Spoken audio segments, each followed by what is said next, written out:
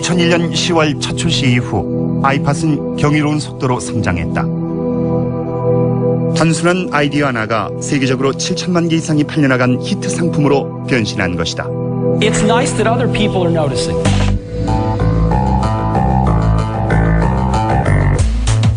아이팟보다 더 놀라운 건 아이팟의 성공을 둘러싼 이야기다. 자신이 설립한 회사 애플로 돌아온 남자와 Thank you very much. 아이디어의 탄생. 애플에게 음악은 완벽한 도구였어요. 잡스는 음악이 본능이란 걸 알았죠. 개발 과정도 드라마틱했다. 8달 만에 아이팟을 개발하여 있으니 정말 바빴죠. There it is, right there. 아이팟이 단순한 IT 제품에서 문화 현상으로 변환되는 행운도 큰 몫을 했다. 이어폰 색에 신경 쓴 회사는 없었습니다. 하지만 하얀 이어폰은 유행의 상징이 됐고 사람들은 말했죠. 저건 뭐야? 스티브 잡스는 전 세계 음악 시장의 판도를 뒤흔들었고 컴퓨터 회사 애플을 음반업계의 거물자리에 올려놨다. 6년 전에 제가 애플이 거대 음반 소매업체가 될 거라고 말했다면 사람들은 절 이상하게 봤을 겁니다. 아이팟 혁명의 역사를 함께 돌아보자. 쉽게 믿기진 않겠지만 아이팟의 이야기는 미소에서 시작됐다. 1996년 12월 20일 스티브 잡스가 지은 미소다. Thank you very much. 잡스의 애플 복귀가 발표되던 날 그는 활짝 웃었다. 자신이 세운 회사에서 쫓겨난 지 11년 만에 복귀였다. 한마디로 연극 같은 이야기입니다. 잡스는 1985년 애플을 떠났죠. 존 스컬리의 반란에 쫓겨난 것이었어요. 스컬리는 잡스가 직접 고른 경영자였지만 둘은 경영 전략을 두고 사사건건 다퉜습니다. 스컬리 시절 애플은 수렁에서 발버둥 쳤어요. 신제품을 내놔도 시원치가 않았죠. 잡스가 돌아왔을 때 애플은 연간 10억 달러의 적자를 보고 있었고 주식은 60달러에서 17달러로 떨어져 있었죠. 업계 전문가 대부분은 애플이 쇠락의 길에 들어섰다고 봤습니다. 브랜드 이미지와 품질, 모든 면에서 경쟁력이 떨어졌습니다. 열혈 애플 고객들도 마이크로소프트로 넘어가기 시작했죠. 끔찍한 시기였어요. 이 사회는 애플 매각까지 검토하고 있었죠. 잡스의 귀환은 구세주의 등장이었습니다.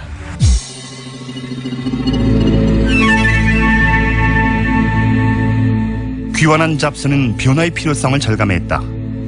그는 곧바로 비대해진 애플의 생산 라인을 줄여나갔다. 애플이 개발한 세계 최초의 PDA 뉴턴의 생산량부터 감축했다. 스티브 잡스가 제일 먼저 손을 댄 게 뉴턴입니다. 뉴턴은 스컬리 시절 개발된 PDA였는데 손글씨 인식도 가능했어요. 그런 면에서 괜찮았죠. 하지만 그건 스컬리의 작품이었고 잡스는 거기에 큰 돈을 투자할 생각이 없었어요.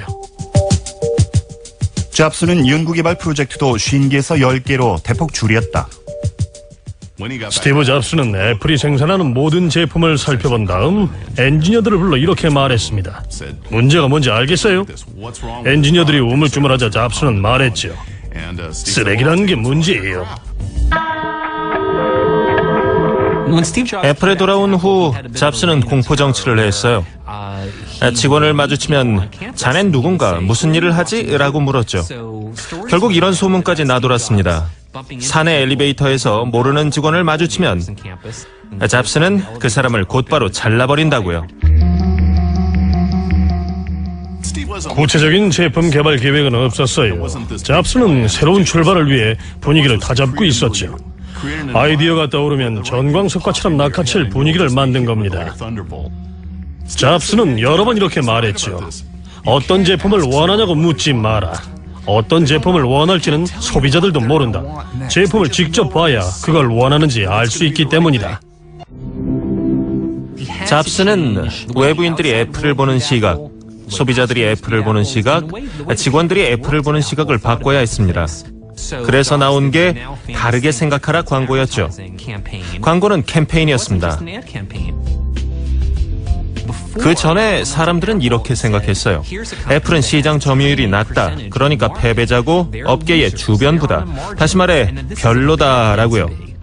잡스는 그 생각을 이렇게 바꿨습니다. 그렇지 않다. 전체의 2, 3%를 차지하는 사람들은 독창적이고 모험을 즐기는 혁신가다라고요. 잡스의 주장은 제대로 먹혀들었다. 1년 후인 1998년 5월 애플은 신제품을 선보였다. 눈에 확 띄는 디자인의 아이맥 컴퓨터였다. Despite a loyal following, the obituary notices began to appear, but guess what? Mac is back. 화려한 색깔의 일체형 컴퓨터는 이메일을 보내고 웹서핑을 하는 새 디지털 환경에 잘 어울렸다. 아이맥은 판매 시작 단 45일 만에 30만 대가 팔렸다. 복귀 후의 데뷔작은 멋진 인상을 남긴다. They looked so good, you kind of want to lick them. 아이맥은 아이팟 성공의 기초가 됐다는 점에서 아주 중요합니다. 아이맥은 새로운 컴퓨터였어요. 청소년들의 취향에 딱 맞는 히트 상품이었죠. 다른 컴퓨터들은 하나같이 지겨운 회색이었지만 스티브 잡스는 패셔너블한 컴퓨터를 내놨어요. 아무도 본 적이 없는 제품이었죠. 아이맥으로 애플은 본 궤도에 올랐지만 아이팟 탄생의 촉매제는 다른 곳에서 날아왔다. 숀 패닝이 다니던 노스이스턴 대학이었다. 1998년 패닝은 노스이스턴 대학 1학년이었고 패닝의 룸메이트는 원하는 mp3 파일을 찾을 수가 없다며 늘 불평을 했죠. 링크를 클릭해 mp3.com 같은 사이트에 들어가도 그 노래를 듣지 못할 때가 아주 많다고 했습니다. 그 대학생들이 원했던 건 아주 소박했습니다. 친구들과 노래를 공유하겠다는 거였으니 소박했죠. 하지만 그 욕구를 충족시키는 서비스는 아직 없었고 패닝은 프로그램을 직접 만들었어요.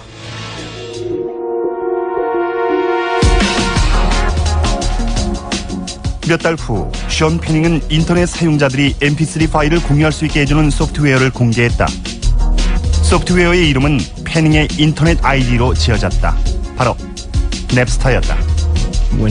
숀 패닝은 친구들한테 소프트웨어를 제공했고 친구들은 다른 친구들한테 전파해 냅스터 이용자는 일주일 만에 50명에서 2,000명으로 늘었습니다. 이용자는 기하급수적으로 늘어났죠. 그달 말이 되자 이용자는 10,000명에 육박했습니다.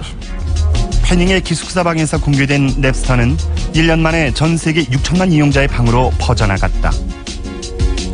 냅스터는 역사상 가장 빨리 성장한 회사인 동시에 전 세계 음반업계가 가장 미워하는 적이 됐다. 음반업계는 공포에 질렸고 몇 달 후 냅스터를 고소했습니다. 고소를 앞두고 음반회사 대표들은 힐러리 로진을 불러 회의를 했는데 로진은 냅스터 사용법부터 보여줬죠. 많은 음반회사 대표들이 한 방에 모였죠. 미국 음반업계에서 가장 막강한 분들이요. 우리는 자리에 앉았고 45분 동안 그분들은 노래 제목을 댔어요. 히트곡이든 유명하지 않은 곡이든 제목을 대면 냅스터에서 그걸 검색해봤는데 그분들이 말한 모든 곡을 냅스터에서 다운받을 수 있었죠. 결국 회장님들은 격분한 채 방을 나섰고요.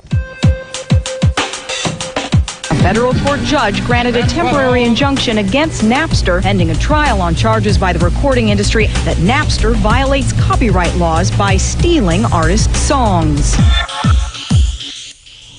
냅스터의 서비스를 저지하기 위해 뭉친 음반업계는 한 가지 사실을 분명하게 보여줬다. 디지털 음악 혁명이 일어났다는 사실이다. 애플의 스티브 잡스는 그 점을 간파했다. 잡스와 애플 경영진들의 머리에는 인터넷에서 음악혁명이 일어나고 있으며 자신들이 지금껏 기회를 놓쳐왔다는 생각이 들었습니다. 사진이나 영화를 내려받는 것과 달리 음악을 내려받아 CD로 굽는 기능은 두 번째 아이맥 모델에서야 가능했으니까요. 냅스터의 성공은 분명했죠.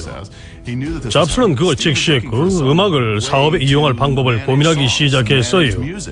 처음에 생각한 건 CD를 매킨토시 컴퓨터에 넣고 컴퓨터 파일로 만든 다음 컴퓨터로 듣는 거였죠. 애플 출신 직원이 많은 회사가 하나 있었는데 그 회사에서 사운드잼이란 소프트웨어를 개발했어요. 애플은 사운드잼을 샀고 몇 달 후 새 프로그램을 내놨죠. 매킨토시에 딱 맞는 아이튠즈였어요. 2001년 1월 스티브 잡스는 샌프란시스코에서 열린 맥월드 엑스포에서 아이튠즈를 처음으로 소개했다. 음악 소프트웨어 아이튠즈는 디지털 음악 산업으로 가는 첫걸음이었다. 그날 잡스의 프레젠테이션은 록스타의 공연 같았죠. Thank you all for coming. 사람들은 모두 한눈에 반해버렸어요. 2001년 스티브 잡스는 맥월드 엑스포에서 아이튠즈를 공개했습니다. 음악 재생 프로그램을 한 단계 높인 소프트웨어였어요. 디자인도 아름다웠고 사용법도 쉬웠고 윈도우에서도 사용이 가능했죠. 애플이 디지털 음악 산업에 깊이 발을 들여놨다는 걸 알 수 있었습니다. To us, at its core, it's all about the music. 잡스에게 음악은 본능적인 것이었습니다. 애플에게 음악은 완벽한 도구였고 인간의 DNA에 각인된 어떤 것이었죠. 컴퓨터는 20세기의 산물입니다. 키보드를 두드리며 모니터를 보는 행위는 사실 본능적인 게 아니죠. 하지만 음악은 본능적이고 원시 시대부터 전해 내려온 것입니다. 잡스는 그런 성질을 이해하고 디지털 환경과 결합시키면 아주 중요한 무언가가 될 거라고 생각했죠. 스티브 잡스의 이런 생각은 애플을 완벽하게 변모시킨다. 1996년 귀환 이후 스티브 잡스는 수렁에 빠진 애플을 구해냈다. 그리고 2001년 1월 그는 아이튠즈를 공개하며 애플을 디지털 음악 혁명에 동참시켰다. 그리고 아이팟 프로젝트가 시작된다. 아이튠즈는 음악 파일을 옮기고 조작할 수 있게 해줬어요. 하지만 사람들이 원한 건 노래를 밖으로 가지고 나가는 거였습니다. 조깅을 하면서 음악을 듣고 싶어 했죠. 스티브 잡스는 MP3 플레이어 시장을 조사했습니다. 하지만 시판되는 제품 중에는 마음에 드는 게 하나도 없었어요. 다이아몬드사가 만든 MP3 플레이어인 리오, 최초의 MP3 플레이어인 MP맨, 컴팩 컴퓨터에 기반을 둔 제품도 있었지만 전부 비싸고 인지도가 낮았죠. 이상한 건 소니가 디지털 음악 시장의 잠재력을 몰랐다는 겁니다. 소니는 세계 최초로 휴대용 카세트 플레이어를 만들어 세계를 정복했는데 이번엔 완전히 뒤처졌어요. 냅스터가 히트를 쳤을 때 관련 업계는 디지털 음악 시장의 잠재력을 알아보고 서비스 제공을 모색했어야 해요. 소니는 MP3 플레이어를 만들지 않았고 그럴 계획도 없었어요. 스티브 잡스는 기회를 직감했죠. 2001년 초 애플은 MP3 플레이어 시장에 진입하기로 결정했다. 토니 퍼델이란 엔지니어도 그 당시 같은 생각을 하고 있었다. 2001년 초 MP3 플레이어 시장 진입을 결정한 애플은 필립스와 소프트웨어 회사인 제너럴 매직에서 일하며 휴대용 기기들을 개발한 퍼델과 접촉했습니다.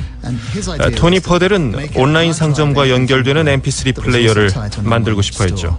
잡스는 초기부터 디지털 음악 시장의 잠재력을 알았던 것 같습니다. 그래서 토니 퍼델을 영입했죠. 애플의 생각은 이랬어요. 그래, 자체적으로 개발할 수도 있지. 그럼 1, 2년이 걸려. 하지만 아이튠즈 때처럼 타인의 아이디어에 우리 색깔을 입힐 수도 있어. 그럼 시간이 절약되지. 아이튠즈를 출시한 2001년 1월 스티브 잡스는 애플의 역사를 바꿔놓을 아이팟 프로젝트에 착수한다. 철저한 보안 속에서 애플은 개발팀을 꾸렸다. 이들에게 주어진 기한은 불가능에 가까워 보였다. 9달 남은 추수감사절 연휴에 출시를 마출한 것이었다.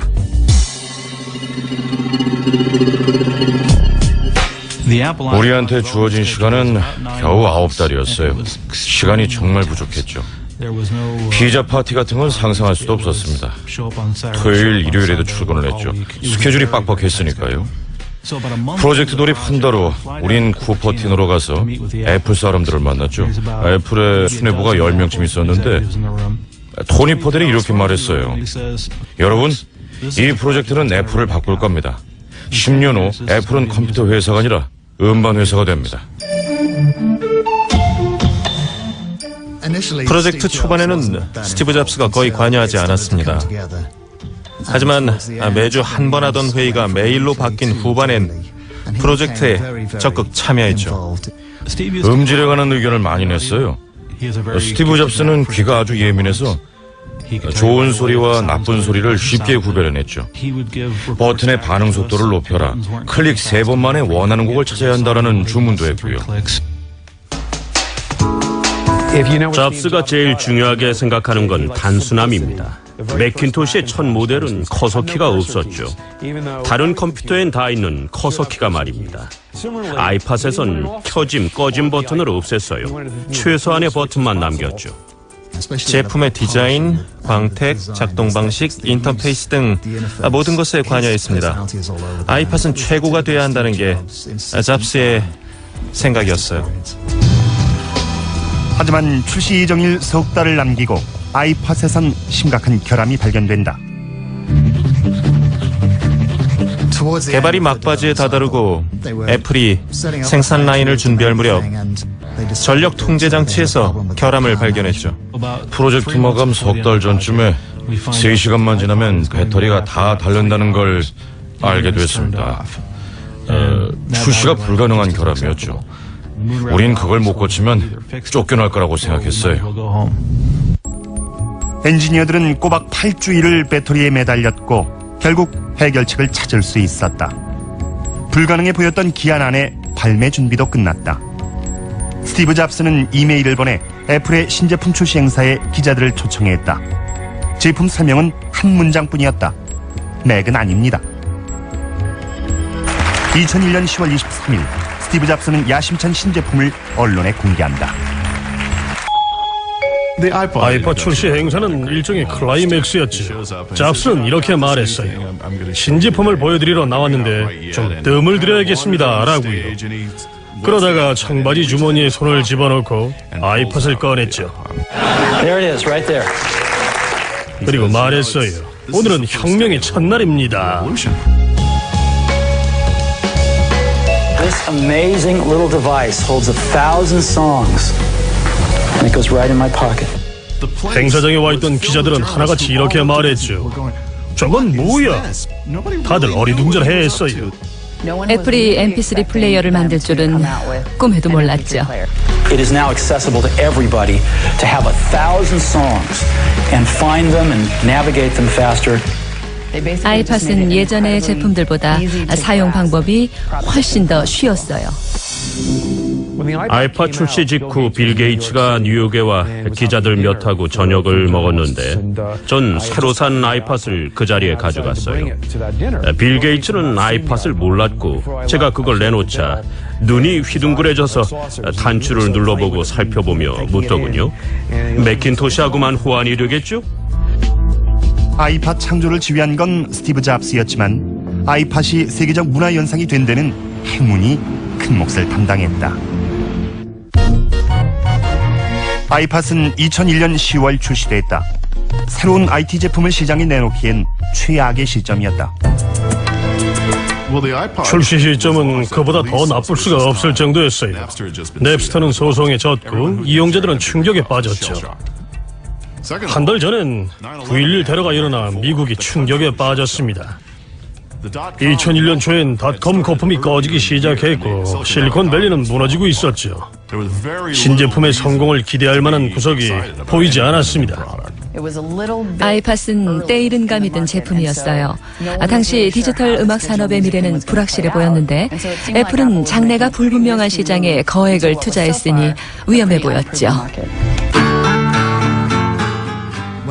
아이팟이 출시됐을 때 사람들의 시각은 회의적이었어요. $400로 비쌌고 맥에만 연결됐으니 아이팟의 뜻이 얼간이가 정한 가격이라든가 난 CD 플레이어가 더 좋아라는 농담이 나돌았죠.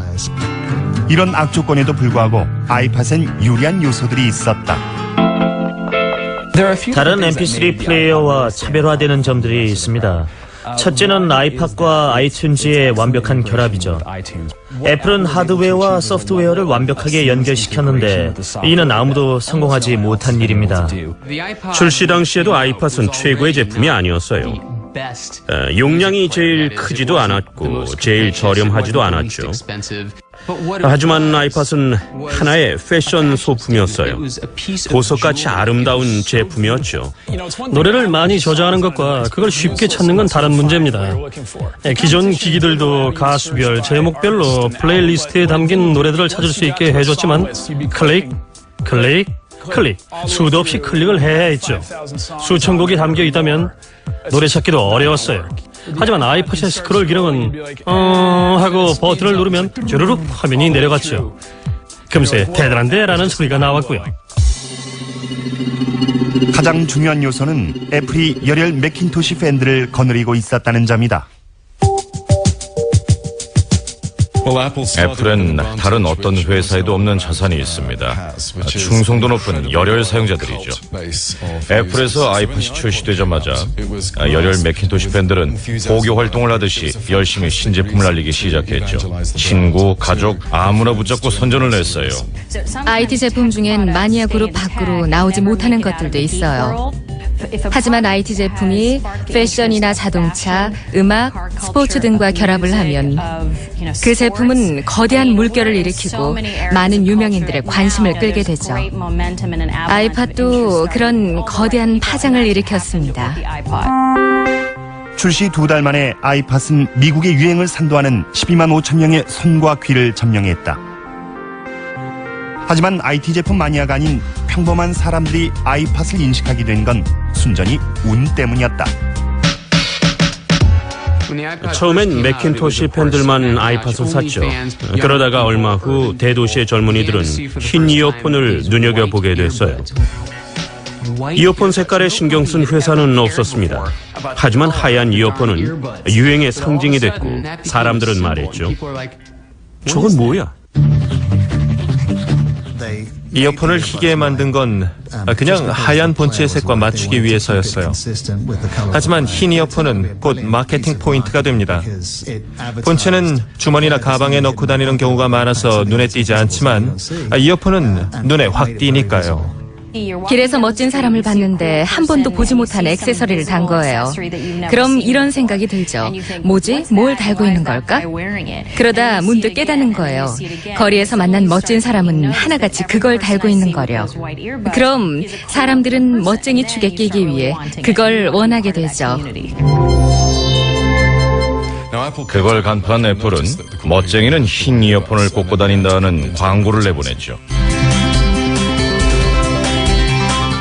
흰 이어폰은 왕이 됐습니다. 그건 문화적 상징이었고 우리같이 되려면 흰 이어폰을 사라는 얘기였죠. 아이팟의 경우 제품을 광고한 건 제조사뿐만이 아니었어요. 파티에 그걸 가지고 와서 튼 멋진 DJ나 아이팟 전용 액세서리를 만든 유명 패션 디자이너도 제품을 광고했습니다. 아이팟은 남다른 지위를 누리게 됐죠. 놀라운 인기를 감지한 언론도 아이팟의 물결에 동참한다. 아이팟은 곧 주요 시사 주간지들의 표지 모델이 된다. 아이팟에 담긴 노래들을 소개하는 유명인들의 기사는 아이팟 열풍을 부채질했다. Sales of digital players are expected to top the 10 million mark this year. But the trendsetter, even in the nation's heartland, is the iPod with its distinctive white earbuds. 스티브 잡스는 애플이 미디어 회사로 변신하는 중임을 깨달았습니다. 그래서 애플 매출의 절반 이상을 아이팟이 차지할 거라고 말했죠. 아이팟이 애플을 이끌어갈 걸 예감했습니다. 출시 1년 반 만에 흰 이어폰을 단 MP3 플레이어는 100만 명의 고객에게 다가갔다. 이른바 아이팟 신드롬이 탄생하는 순간이었다. 하지만 음악 산업을 완전히 바꿔놓은 건 잡스의 다음 프로젝트였다. 아이팟의 판매량이 계속 증가하는 가운데 스티브 잡스는 디지털 음원 판매에 관심을 돌렸다. MP3 파일 공유 소프트웨어 냅스터를 축출한 뒤 미국 음반업계는 디지털 음원을 온라인으로 판매할 방법을 모색하고 있었다. 냅스터를 쫓아낸 음반업계는 먼저 방어에 치중했습니다. 대중은 디지털 음악 서비스를 원했지만 업계는 고개만 저었죠. 냅스터가 음반업계에 입힌 피해는 정확히 집계되지 않았지만 냅스터가 널리 퍼진 3년간 업계의 매출액은 연간 155억 달러에서 125억 달러로 줄어들었어요. 주변에서는 다들 사업을 확장할 기회라고 했지만 음반업계가 디지털 음원 사업을 시작하기엔 상처가 너무 컸죠. 냅스터 시절 사람들은 무료로 디지털 음원을 공유했다. 이젠 디지털 음원을 얼마에 제공할지 결정하는 것부터가 어려웠다. 어떤 사업 모델이 적당한지를 아는 사람이 없었어요. 한 곡씩 팔지 앨범을 통째로 팔지 결정이 어려웠죠. 저작권료를 받는 업체들은 고전을 면치 못했고요. 각 음반 회사들이 새 사업 착수를 위해 온라인 서비스 업체들과 논의를 진행하는 동안 잡스는 다른 구상을 하고 있었다. 그는 모든 음반 회사에서 나온 수백만 곡을 한 자리에서 살 수 있는 온라인 음반 가게를 생각했다. 온라인 음반 가게에서 산 노래를 아이팟에 전송하는 것이었다. 스티브 잡스는 사람들의 욕구를 알고 있었습니다. 자기 음악을 소유하고 싶어하는 마음을요. CD는 구입하면 자기 것이 되죠. 당시 음반업계의 생각은 저작권료를 내는 동안 음악을 듣게 해주는 거였어요. 저작권료를 안 내면 노래를 못 듣죠. 즉, 노래를 빌려 듣는 겁니다. 잡스는 그런 방식은 절대 안 된다고 생각했어요. 업계는 애플과 사업을 할 생각이 없었습니다. 약 20년 전에 등장한 MTV와 음반업계의 관계를 생각해보면 그 이유를 짐작할 수 있죠. MTV도 시작은 보잘것없었습니다. 초기 MTV는 뮤직비디오를 보여주는 케이블 채널에 불과했는데 20년이 지나자 음반업계를 뒤흔드는 거대 권력이 됐죠. 음반업계는 애플의 등장도 그렇게 봤습니다. 업계를 뒤흔들 거대 권력을 왜 또 만드느냐는 거였죠. 하지만 스티브 잡스는 포기를 모르는 사람이었고 음반업계도 곧 그걸 알게 된다.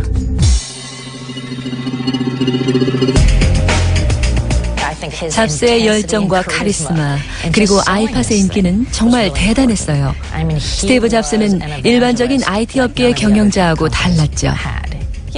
마이크로소프트는 음반업계와의 회의에 관련 계열사 부사장을 보냈어요.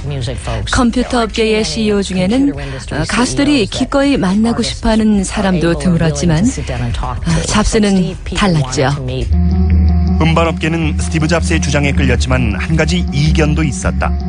잡스는 한 곡에 99센트를 받고 음원을 팔자고 했다. 하지만 일부 음반 회사들과 가수들은 앨범을 통째로 팔고 싶어 했다.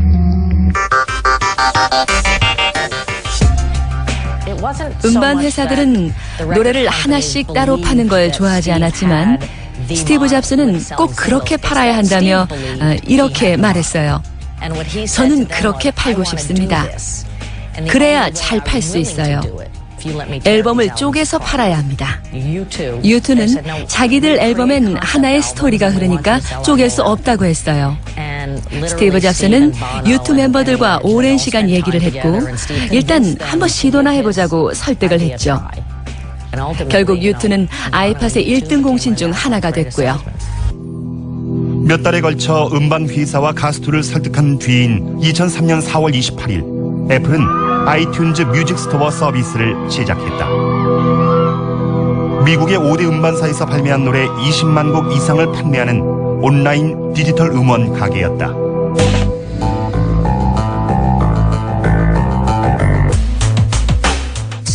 잡스는 사명감을 갖고 음반회사 CEO들을 설득해 목표를 이뤘어요. 덕분에 새로운 형태의 음반 판매가 가능해지게 됐죠. 담당자가 제게 사이트에 대해 설명하는 첫 자리에서 스티브 잡스는 30분 가까운 시간을 아이튠즈 뮤직 스토어란 글자의 위치와 크기에 대해 질문을 해댔어요. 그렇게 열정적인 CEO는 한 번도 본 적이 없어요. 인상적이면서도 상당히 충격적이었죠. 아이튠즈 뮤직 스토어의 서비스 개시는 아이팟이란 제품의 출시보다 훨씬 의미 있는 일이라고 생각합니다. 디지털 음원 사업은 복잡하죠. 저작권자만 5입니다. 그 사람들을 한자리에 모아서 서명을 받아야 하죠. 모든 저작권 관리 규정을 하나의 형식에 담아낸 것만으로도 대단한 일입니다. 스티브 잡스의 이런 노력은 보상을 받는다. 애플은 아이튠즈 뮤직 스토어 서비스 개시 닷새 만에 100만 곡 이상을 판매했다. 스티브 잡스와 애플은 아무도 하지 못했던 일을 이루어냈다. 디지털 음악 재생 기기와 디지털 음원을 동시에 판매한 것이다. 아이튠즈 뮤직 스토어의 문을 열던 날 스티브 잡스는 아이팟의 인기를 한층 더 높여줄 행사도 열었다. 2001년 10월에 첫 출시 이후 18개월 만에 애플은 70만 개의 아이팟을 판매했다. 아이팟은 세계에서 제일 인기 있는 MP3 플레이어가 된다. 이때까지도 아이팟은 매킨토시 사용자들만을 위한 틈새 상품이었다. 하지만 상황은 곧 변한다. 2003년 4월 28일 아이튠즈 뮤직 스토어 서비스가 개시된 날 스티브 잡스는 3세대 아이팟을 선보였다. Thank you. It's our third generation. No one's even caught up with our first generation yet, and we're introducing our third. 3세대 아이팟의 특징은 대폭 개선된 호환성이었다.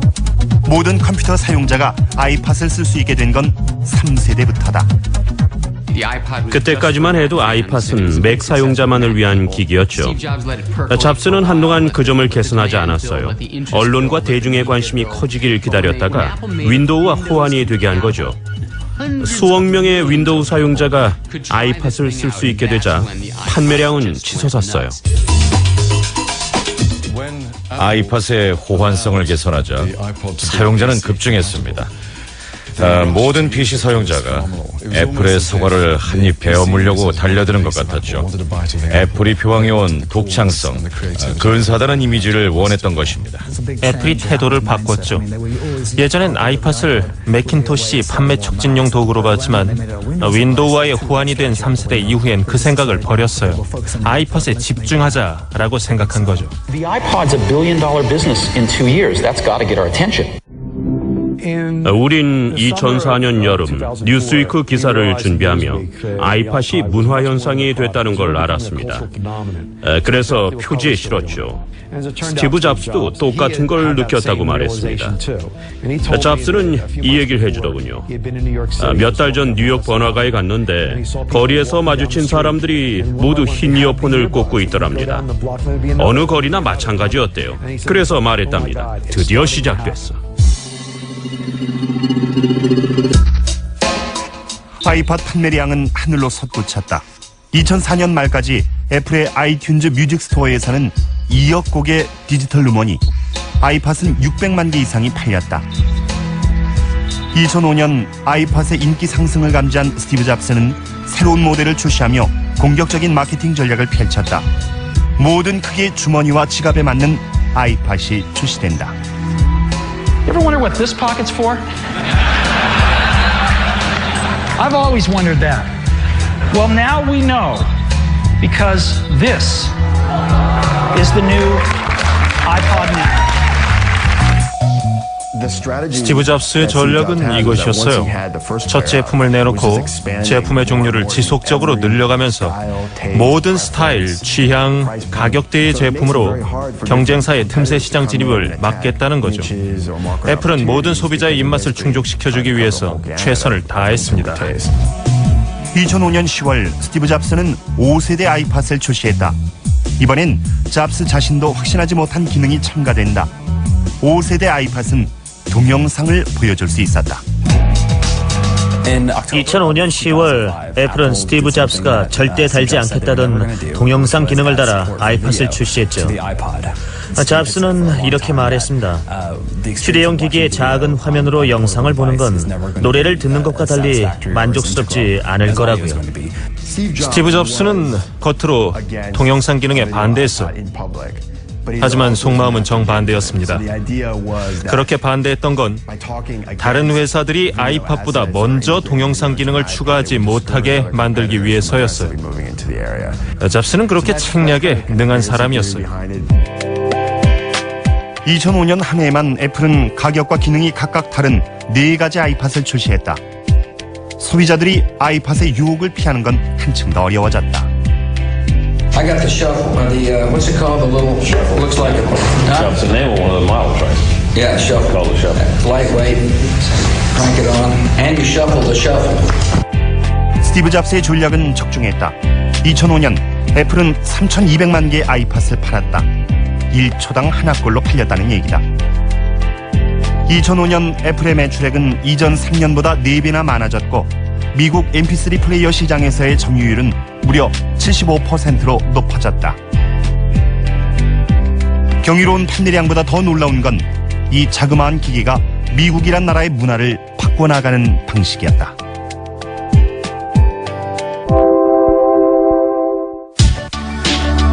(2001년) 첫 출시 이후 5년 만에 애플은 7천만 개가 넘는 아이팟을 팔았다.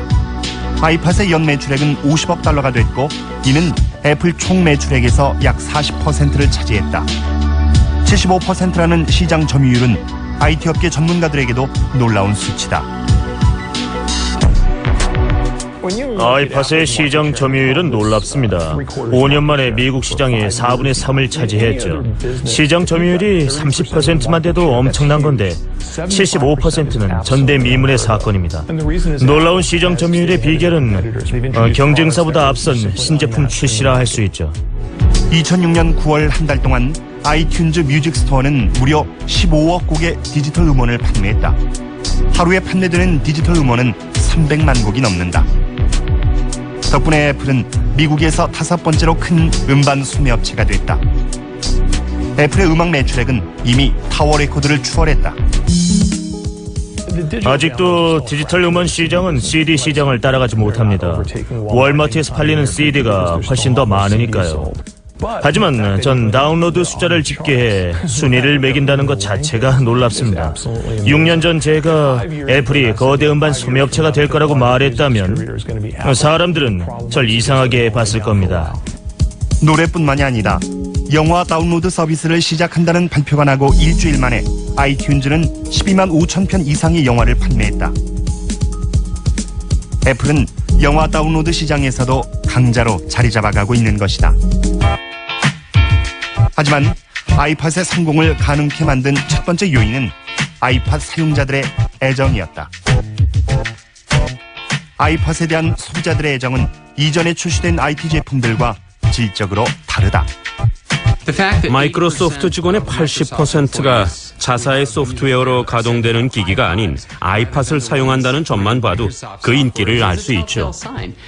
아이팟은 마치 종교 같습니다. 사람들은 아이팟에 열광하죠. 경쟁력 있는 다른 제품도 많지만 소비자들은 아이팟이란 브랜드만 원합니다. 사용자들은 갖가지 방식으로 아이팟에 대한 애정을 표시한다. 캘리포니아에 사는 이 사용자처럼 자신만의 아이팟 광고 동영상을 만드는 이들도 있다.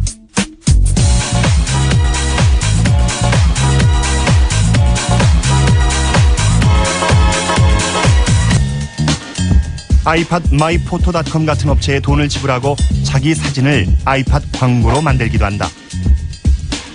His face is great. That kid's face is great.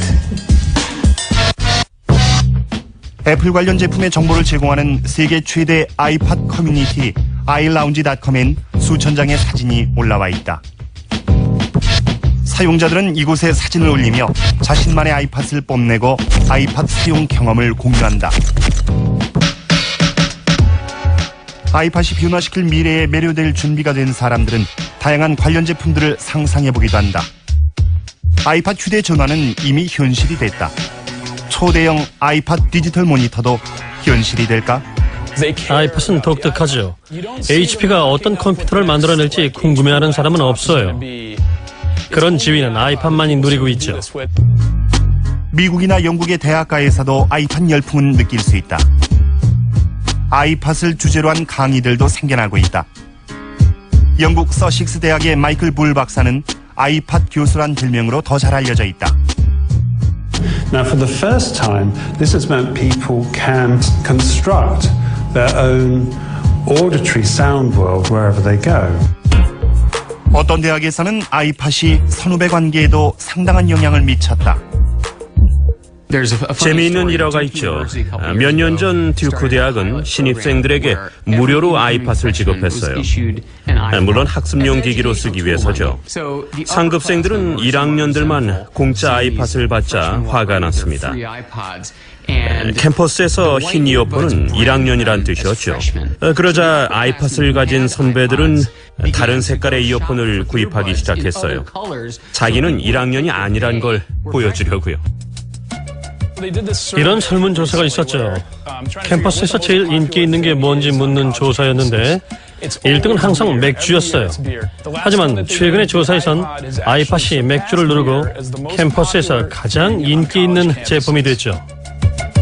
문화현상으로 지칭되는 아이팟 열풍 덕에 큰 돈을 번 건 애플뿐만이 아니다. 아이팟은 3천여 개의 소규모 주변 기기 업체를 탄생시켰다. 그들은 아이팟 케이스, 자동차 어댑터, 아이팟에 연결되는 애완용 로봇, 각양각색의 아이팟 거치대 등을 생산, 판매한다. 아이브레스라는 아이팟 액세서리는 FM 라디오와 음주 측정기의 기능을 갖고 있다. 나이키는 운동화 바닥에 넣어두면 조깅 속도와 거리를 측정해주는 센서를 출시했다. 센서의 정보는 아이팟에 전송되고 음성으로 안내된다. Beginning workout. 아이팟이 만들어낸 주변기기 시장의 규모는 10억 달러가 넘는 것으로 추정된다. 자그만 MP3 플레이어가 10억 달러 규모의 주변기기 시장을 창출해낸 것이다. 몇몇 전문가들은 아이팟의 시장 점유율이 계속 유지되지 않을 거라고 하지만 제 생각은 다릅니다. 아이팟 사용자들은 평균 100달러를 주변기기 구입에 지출하고 있어요. 아이튠즈에서 산 노래들도 잊으면 안 되죠. 그건 아이팟으로만 들을 수 있습니다. 그렇게 돈을 들인 기기를 금세 버리긴 어려울 거예요. 아이팟의 아버지 스티브 잡스의 귀환은 완벽한 성공이었다. 그는 문화현상으로 지칭될 제품을 만들었고 10억 달러 규모의 주변기기 시장을 창출했다. Just like the Sony Walkman revolutionized portable music listening 20 years ago, in the digital age, the iPod is doing exactly the same thing. 이 거대한 혁명은 미수에서 시작됐다. 스티브 잡스는 결국 꿈을 이뤘어요. 아이팟 덕분이었죠. 애플이 MP3 플레이어 시장에 뛰어들었을 때 주변에선 다들 그가 미쳤다고 했지만 아이팟은 대박을 터뜨렸습니다. 예전에 애플 하면 떠오르는 이미지는 참신하지만 주변부에 불과하다는 것이었죠. 승자는 늘 MS나 다른 PC 제조사들이었어요.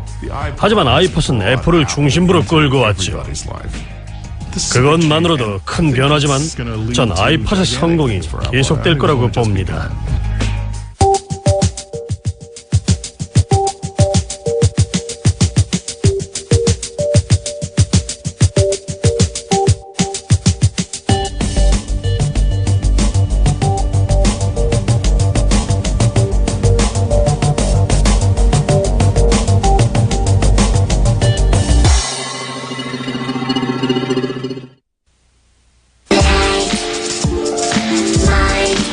질투한다는 것은 그것을 가지고 싶다는 증거다.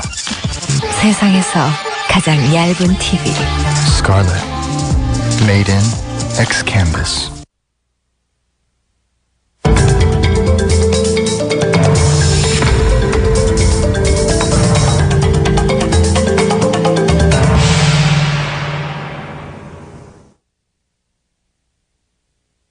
자리에 앉았고 45분 동안 그분들은 노래 제목을 댔어요. 히트곡이든 유명하지 않은 곡이든 제목을 대면 냅스터에서 그걸 검색해봤는데 그분들이 말한 모든 곡을 냅스터에서 다운받을 수 있었죠. 결국 회장님들은 격분한 채 방을 나섰고요. A federal court judge granted a temporary injunction against Napster, ending a trial on charges by the recording industry that Napster violates copyright laws by stealing artists' songs. 냅스터의 서비스를 저지하기 위해 뭉친 음반업계는 한 가지 사실을 분명하게 보여줬다. 디지털 음악 혁명이 일어났다는 사실이다. 애플의 스티브 잡스는 그 점을 간파했다.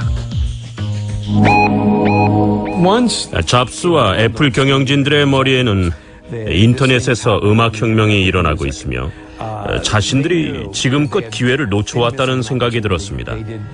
사진이나 영화를 내려받는 것과 달리 음악을 내려받아 CD로 굽는 기능은 두 번째 아이맥 모델에서야 가능했으니까요. 냅스터의 성공은 분명했죠. 잡스는 그걸 직시했고 음악을 사업에 이용할 방법을 고민하기 시작했어요. 처음에 생각한 건 CD를 매킨토시 컴퓨터에 넣고 컴퓨터 파일로 만든 다음 컴퓨터로 듣는 거였죠. 애플 출신 직원이 많은 회사가 하나 있었는데 그 회사에서 사운드잼이란 소프트웨어를 개발했어요. 애플은 사운드잼을 샀고 몇 달 후 새 프로그램을 내놨죠. 매킨토시에 딱 맞는 아이튠즈였어요. 2001년 1월 스티브 잡스는 샌프란시스코에서 열린 맥월드 엑스포에서 아이튠즈를 처음으로 소개했다. 음악 소프트웨어 아이튠즈는 디지털 음악 산업으로 가는 첫걸음이었다. 그날 잡스의 프레젠테이션은 록스타의 공연 같았죠. 사람들은 모두 한눈에 반해버렸어요. 2001년 스티브 잡스는 맥월드 엑스포에서 아이튠즈를 공개했습니다. 음악 재생 프로그램을 한 단계 높인 소프트웨어였어요. 디자인도 아름다웠고 사용법도 쉬웠고 윈도우에서도 사용이 가능했죠. 애플이 디지털 음악 산업에 깊이 발을 들여놨다는 걸 알 수 있었습니다. To us, at its core, it's all about the music. 잡스에게 음악은 본능적인 것이었습니다. 애플에게 음악은 완벽한 도구였고 인간의 DNA에 각인된 어떤 것이었죠. 컴퓨터는 20세기의 산물입니다. 키보드를 두드리며 모니터를 보는 행위는 사실 본능적인 게 아니죠. 하지만 음악은 본능적이고 원시 시대부터 전해 내려온 것입니다. 잡스는 그런 성질을 이해하고 디지털 환경과 결합시키면 아주 중요한 무언가가 될 거라고 생각했죠. 스티브 잡스의 이런 생각은 애플을 완벽하게 변모시킨다. 1996년 귀환 이후 스티브 잡스는 수렁에 빠진 애플을 구해냈다. 그리고 2001년 1월 그는 아이튠즈를 공개하며 애플을 디지털 음악 혁명에 동참시켰다. 그리고 아이팟 프로젝트가 시작된다. 아이튠즈는 음악 파일을 옮기고 조작할 수 있게 해줬어요. 하지만 사람들이 원한 건 노래를 밖으로 가지고 나가는 거였습니다. 조깅을 하면서 음악을 듣고 싶어 했죠. 스티브 잡스는 MP3 플레이어 시장을 조사했습니다. 하지만 시판되는 제품 중에는 마음에 드는 게 하나도 없었어요. 다이아몬드사가 만든 MP3 플레이어인 리오, 최초의 MP3 플레이어인 MP맨, 컴팩 컴퓨터의 2001년 10월 첫 출시 이후 아이팟은 경이로운 속도로 성장했다. 단순한 아이디어 하나가 세계적으로 7천만 개 이상이 팔려나간 히트 상품으로 변신한 것이다. It's nice that other people are noticing.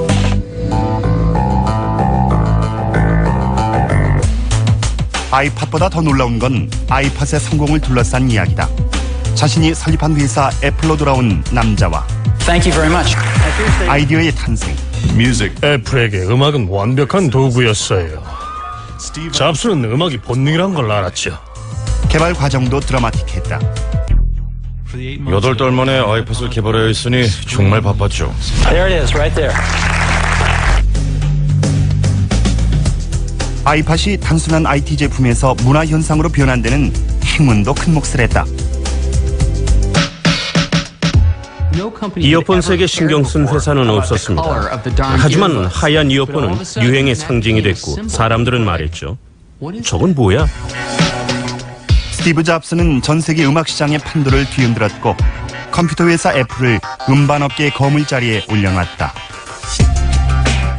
6년 전에 제가 애플이 거대 음반 소매업체가 될 거라고 말했다면 사람들은 절 이상하게 봤을 겁니다. 아이팟 혁명의 역사를 함께 돌아보자. 쉽게 믿기진 않겠지만 아이팟의 이야기는 미소에서 시작됐다. 1996년 12월 20일 스티브 잡스가 지은 미소다. Thank you very much. 잡스의 애플 복귀가 발표되던 날 그는 활짝 웃었다. 자신이 세운 회사에서 쫓겨난 지 11년 만에 복귀였다. 한마디로 연극 같은 이야기입니다. 잡스는 1985년 애플을 떠났죠. 존 스컬리의 반란에 쫓겨난 것이었어요. 스컬리는 잡스가 직접 고른 경영자였지만 둘은 경영 전략을 두고 사사건건 다투었습니다. 스컬리 시절 애플은 수렁에서 발버둥 쳤어요. 신제품을 내놔도 시원치가 않았죠. 잡스가 돌아왔을 때 애플은 연간 10억 달러의 적자를 보고 있었고 주식은 60달러에서 17달러로 떨어져 있었죠. 업계 전문가 대부분은 애플이 쇠락의 길에 들어섰다고 봤습니다. 브랜드 이미지와 품질, 모든 면에서 경쟁력이 떨어졌습니다. 열혈 애플 고객들도 마이크로소프트로 넘어가기 시작했죠. 끔찍한 시기였어요. 이 사회는 애플 매각까지 검토하고 있었죠. 잡스의 귀환은 구세주의 등장이었습니다.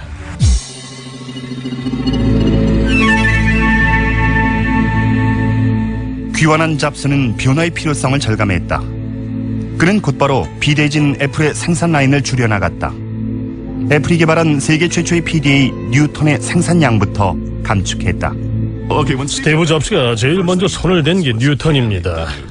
뉴턴은 스컬리 시절 개발된 PDA였는데 손글씨 인식도 가능했어요. 그런 면에서 괜찮았죠. 하지만 그건 스컬리의 작품이었고 잡스는 거기 큰 돈을 투자할 생각이 없었어요. 잡스는 연구개발 프로젝트도 50개에서 10개로 대폭 줄였다. 스티브 잡스는 애플이 생산하는 모든 제품을 살펴본 다음 엔지니어들을 불러 이렇게 말했습니다. 문제가 뭔지 알겠어요? 엔지니어들이 우물쭈물하자 잡스는 말했죠. 쓰레기라는 게 문제예요. 애플에 돌아온 후 잡스는 공포 정치를 했어요. 직원을 마주치면 자넨 누군가 무슨 일을 하지? 라고 물었죠. 결국 이런 소문까지 나돌았습니다. 사내 엘리베이터에서 모르는 직원을 마주치면 잡스는 그 사람을 곧바로 잘라버린다고요. 구체적인 제품 개발 계획은 없었어요. 잡스는 새로운 출발을 위해 분위기를 다잡고 있었죠. 아이디어가 떠오르면 전광석과처럼 낚아챌 분위기를 만든 겁니다. 잡스는 여러 번 이렇게 말했죠. 어떤 제품을 원하냐고 묻지 마라. 어떤 제품을 원할지는 소비자들도 모른다. 제품을 직접 봐야 그걸 원하는지 알 수 있기 때문이다. 잡스는 외부인들이 애플을 보는 시각, 소비자들이 애플을 보는 시각, 직원들이 애플을 보는 시각을 바꿔야 했습니다. 그래서 나온 게 다르게 생각하라 광고였죠. 광고는 캠페인이었습니다. 그 전에 사람들은 이렇게 생각했어요. 애플은 시장 점유율이 낮다. 그러니까 패배자고 업계의 주변부다. 다시 말해 별로다라고요. 잡스는 그 생각을 이렇게 바꿨습니다. 그렇지 않다.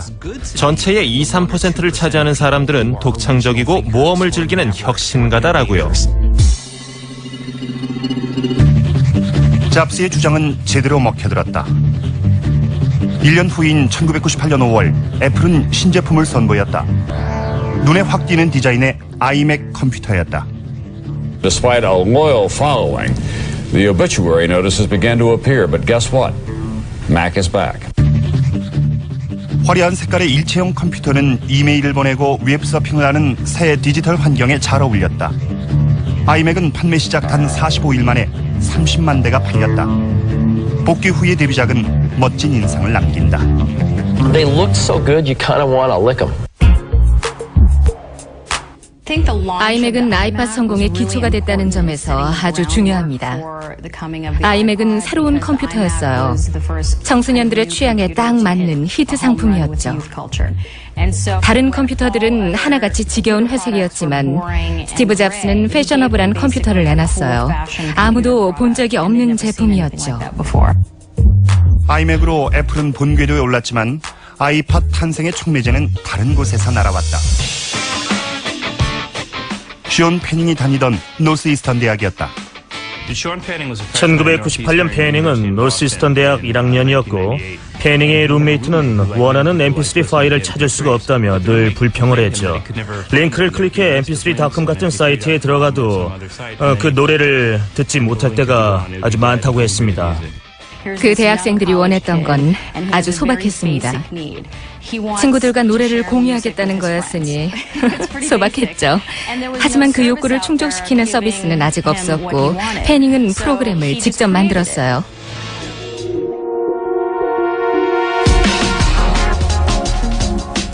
몇 달 후, 션 패닝은 인터넷 사용자들이 mp3 파일을 공유할 수 있게 해주는 소프트웨어를 공개했다. 소프트웨어의 이름은 패닝의 인터넷 아이디로 지어졌다.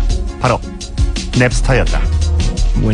션 패닝은 친구들한테 소프트웨어를 제공했고 친구들은 다른 친구들한테 전파해 냅스터 이용자는 일주일 만에 50명에서 2,000명으로 늘었습니다.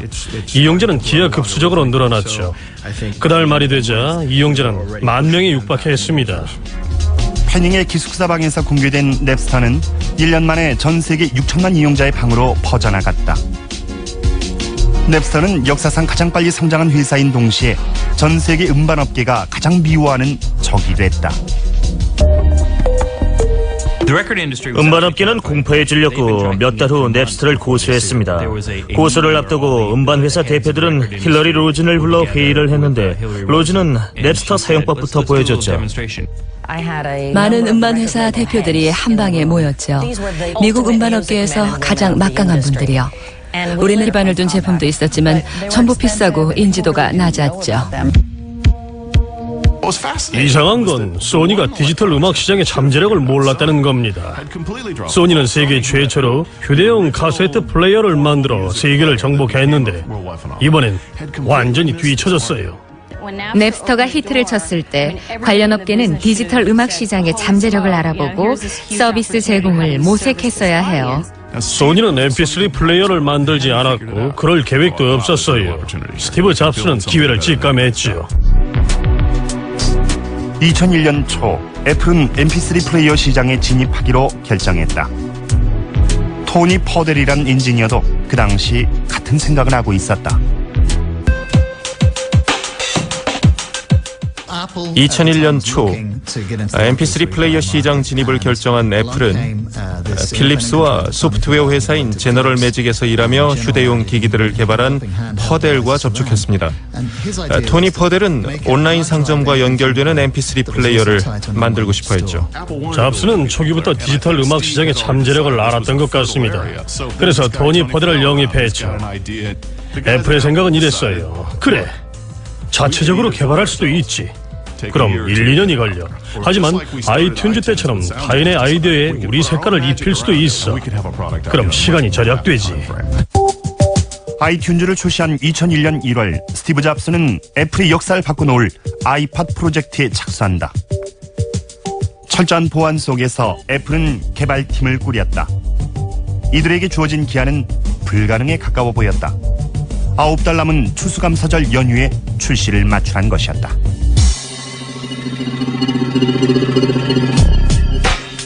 우리한테 주어진 시간은 겨우 9달이었어요. 시간이 정말 부족했죠. 피자 파티 같은 건 상상할 수도 없었습니다. 토요일, 일요일에도 출근을 했죠. 스케줄이 빡빡했으니까요. 프로젝트 돌입 한 달 후 우린 쿠퍼틴으로 가서 애플 사람들을 만났죠. 애플에 수뇌부가 10명쯤 있었는데 토니 퍼델이 이렇게 말했어요. 여러분, 이 프로젝트는 애플을 바꿀 겁니다. 10년 후 애플은 컴퓨터 회사가 아니라 음반 회사가 됩니다. 프로젝트 초반에는 스티브 잡스가 거의 관여하지 않았습니다. 하지만 매주 한 번 하던 회의가 매일로 바뀐 후반엔 프로젝트에 적극 참여했죠. 음질에 관한 의견을 많이 냈어요. 스티브 잡스는 귀가 아주 예민해서 좋은 소리와 나쁜 소리를 쉽게 구별해냈죠.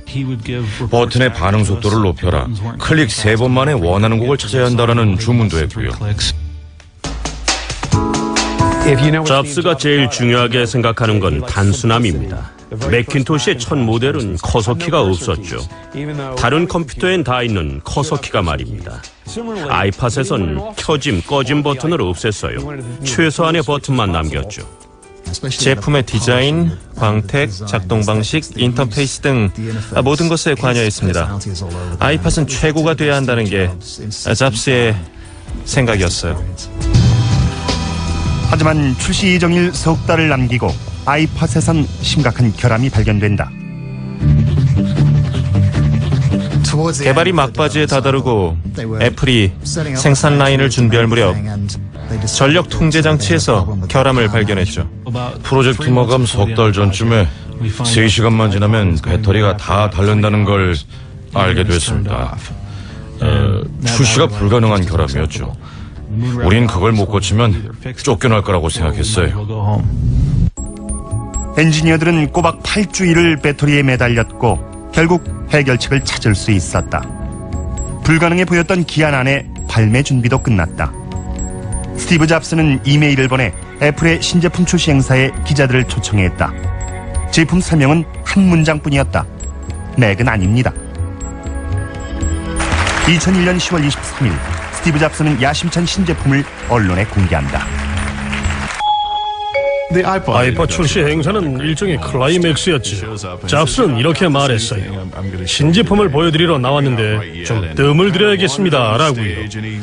그러다가 청바지 주머니에 손을 집어넣고 아이팟을 꺼냈죠. There it is, right there. 그리고 말했어요. 오늘은 혁명의 첫날입니다.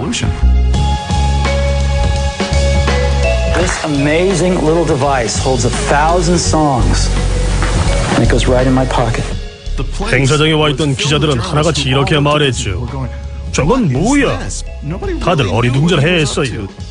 애플이 MP3 플레이어를 만들 줄은 꿈에도 몰랐죠. It is now accessible to everybody to have 1,000 songs and find them and navigate them faster. 아이팟은 예전의 제품들보다 사용 방법이 훨씬 더 쉬웠어요. 아이팟 출시 직후 빌 게이츠가 뉴욕에 와 기자들 몇하고 저녁을 먹었는데 전 새로 산 아이팟을 그 자리에 가져갔어요. 빌 게이츠는 아이팟을 몰랐고 제가 그걸 내놓자 눈이 휘둥그레져서 단추를 눌러보고 살펴보며 묻더군요. 맥킨토시하고만 호환이 되겠죠? 아이팟 창조를 지휘한 건 스티브 잡스였지만 아이팟이 세계적 문화연상이 된 데는 행운이 큰 몫을 담당했다. 아이팟은 2001년 10월 출시됐다. 새로운 IT 제품을 시장에 내놓기엔 최악의 시점이었다. 출시 시점은 그보다 더 나쁠 수가 없을 정도였어요. 냅스터는 소송에 졌고 이용자들은 충격에 빠졌죠. 한 달 전엔 9.11 테러가 일어나 미국이 충격에 빠졌습니다. 2001년 초엔 닷컴 거품이 꺼지기 시작했고 실리콘밸리는 무너지고 있었죠. 신제품의 성공을 기대할 만한 구석이 보이지 않았습니다. 아이팟은 때이른 감이 든 제품이었어요. 당시 디지털 음악 산업의 미래는 불확실해 보였는데 애플은 장래가 불분명한 시장에 거액을 투자했으니 위험해 보였죠. 아이팟이 출시됐을 때 사람들의 시각은 회의적이었어요. $400로 비쌌고 맥에만 연결됐으니 아이팟의 뜻이 얼간이가 정한 가격이라든가 난 CD 플레이어가 더 좋아라는 농담이 나돌았죠. 이런 악조건에도 불구하고 아이팟엔 유리한 요소들이 있었다. 다른 MP3 플레이어와 차별화되는 점들이 있습니다. 첫째는 아이팟과 아이튠즈의 완벽한 결합이죠. 애플은 하드웨어와 소프트웨어를 완벽하게 연결시켰는데 이는 아무도 성공하지 못한 일입니다. 출시 당시에도 아이팟은 최고의 제품이 아니었어요. 용량이 제일 크지도 않았고 제일 저렴하지도 않았죠. 하지만 아이팟은 하나의 패션 소품이었어요. 보석같이 아름다운 제품이었죠. 노래를 많이 저장하는 것과 그걸 쉽게 찾는 건 다른 문제입니다. 기존 기기들도 가수별, 제목별로 플레이리스트에 담긴 노래들을 찾을 수 있게 해줬지만 클릭, 클릭, 클릭, 수도 없이 클릭을 해야 했죠. 수천 곡이 담겨 있다면 노래 찾기도 어려웠어요. 하지만 아이팟의 스크롤 기능은 하고 버튼을 누르면 주르륵 화면이 내려갔죠. 금세 대단한데라는 소리가 나왔고요. 가장 중요한 요소는 애플이 열혈 매킨토시 팬